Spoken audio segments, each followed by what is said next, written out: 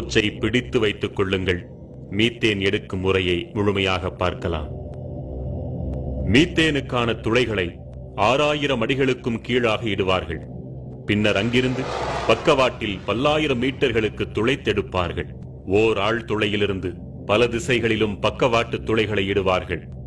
பின்னர் அந்த துளைகள் வழியாக வேதிப்பொருட்களை மிக அதிக அழுத்தத்தில் செலுத்தி ஆழத்தில் இருக்கும் பாறைகளை வெடிக்கச் செய்து அங்கு சிக்கியிருக்கும் மீத்தேனை விடுவிப்பார்கள். விடுவிக்கப்பட்ட மீத்தேன் இவர்கள் அனுப்பும் ரசாயன நீரோடு கலக்கப்பட்டு பின் வெளியில் எடுக்கப்படும். வெளியில் எடுக்கப்பட்ட பின்னர் மீத்தேன் எரிவாயு மட்டும் பிரித்தெடுக்கப்படும். ஒரு மீத்தேன் கிணறு அமையும் பகுதியை 5 to 7 நாட்களுக்குள்ளாக சுத்தம் செய்து 50 to 100 நாட்களுக்குள்ளாக முழுமையாக துளையிட்டு விடுவார்கள். ஆழ் துளையிலிருந்து மீத்தேனை எடுக்கும் முறையை ஒருமுறை பார்த்தாலே போதும், நம் மனமெல்லாம் பதறிப் போகும். இந்தியா என்பது ஒரு விவசாய நாடு.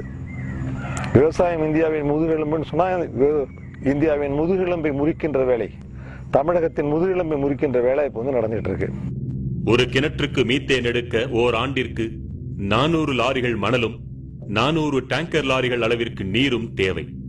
அதாவது 100 வீடுகள் முழுமையாக கட்டுவதற்கான கட்டுமான பொருட்களை கொண்டு ஒரு முறை மீத்தேன் உறிஞ்சப்படுகிறது.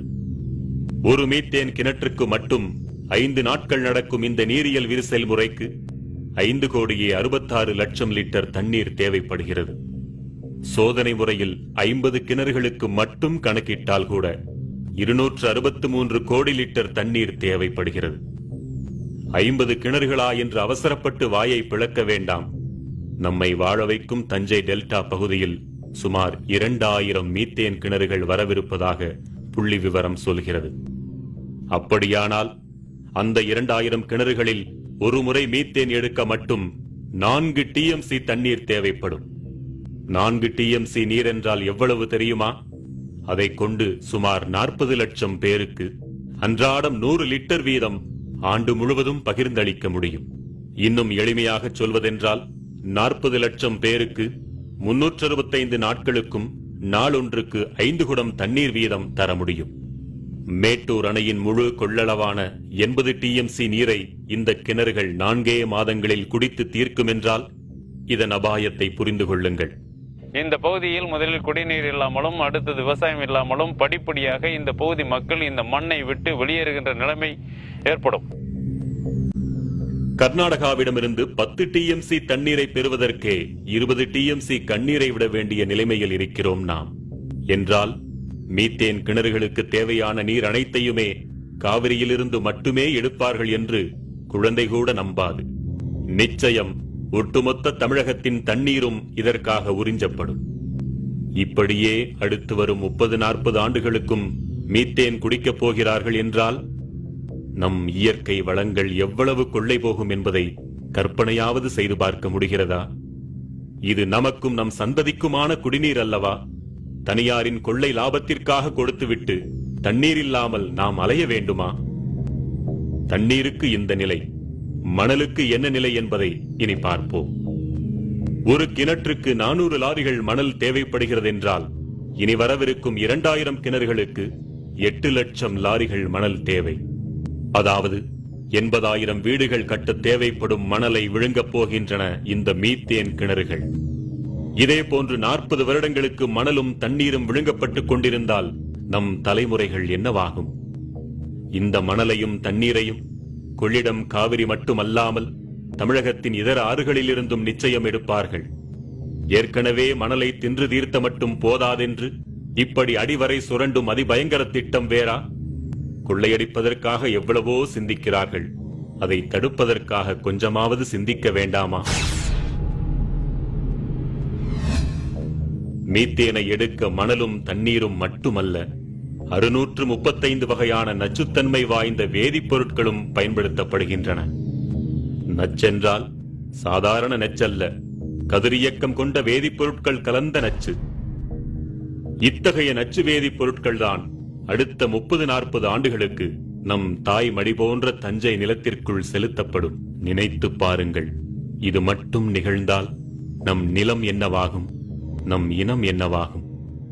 ஆறு அமிலமாகும், மண் மலடாகும், பிறகு வாழ்க்கை ஏது நமக்கெல்லாம்? சொல்வதெல்லாம் கனவல்ல, இந்த உலகம் ஏற்கனவே கண்டதைத்தான் பாருங்கள் என்கிறோம். வேற எந்த ஏரியாலையும் 1 கிலோமீட்டர் ஒரு கிராமங்கிறத பார்க்க முடியாது. ஓல்டு டாஞ்சூர் டிஸ்ட்ரிக்ட், தஞ்சாவூர், திருவாரூர், நாகப்பட்டினம் எடுத்த தஞ்சாவூர் டெல்டால மட்டும்தான் இவ்வளோ டென்ஸ் பாப்புலேஷன் இருக்கிறது தமிழ்நாட்டில். இந்த டென்ஸ் பாப்புலேஷனோட வாழ்வாதாரம், வாழ்க்கை எல்லாத்தையும் கெடுத்துட்டு ஒரு டெவலப்மெண்ட் வந்ததுன்னா அது எந்த அளவுக்கு கரெக்டுங்கிறதுல யாராலையும் முடிவு சொல்ல முடியாத ஒரு விஷயம். இந்த பகுதியில் தான் பல்லுயிர் பெருக்கம் நிலவுகிறது. இந்த பகுதியில் தான் கோவில்கள் போன்ற பழங்கால சின்னங்கள் எல்லாம், நாகரிக சின்னங்கள் எல்லாம் இருக்கின்றன. இந்த பகுதியில் தான் மும்மதங்களின் புனித தலங்கள் எல்லாம் இருக்கின்றன.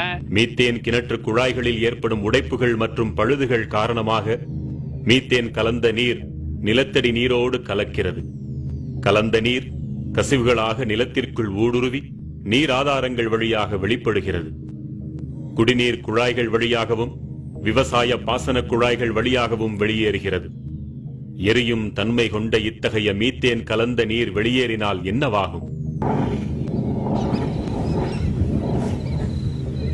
மீத்தேன் கழிவு கலந்த நீர் நெருப்பு பட்டவுடன் பற்றி எறிந்தது.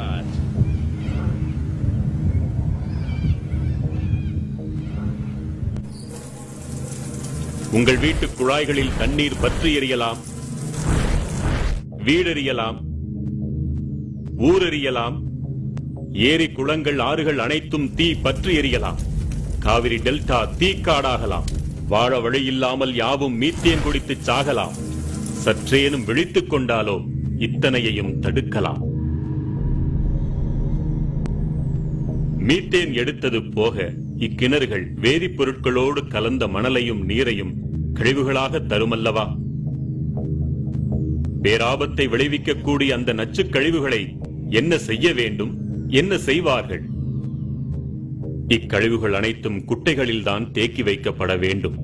அதுவும் பூமிக்குள் கசிந்து விடாதபடி குட்டைகளின் அடிப்பகுதியிலும் பக்கவாட்டிலும் சிமெண்டால் பூசி தண்ணீர் ஊடுருவாத தார்பாலின் கொண்டும் பாதுகாக்கப்பட வேண்டும் என்பது விதி. ஆனால் இந்த விதிப்படியெல்லாம் இக்கழிவு நீரை உலகில் இதுவரை எங்குமே பாதுகாக்க முடிந்ததில்லை. எப்படியாவது நச்சு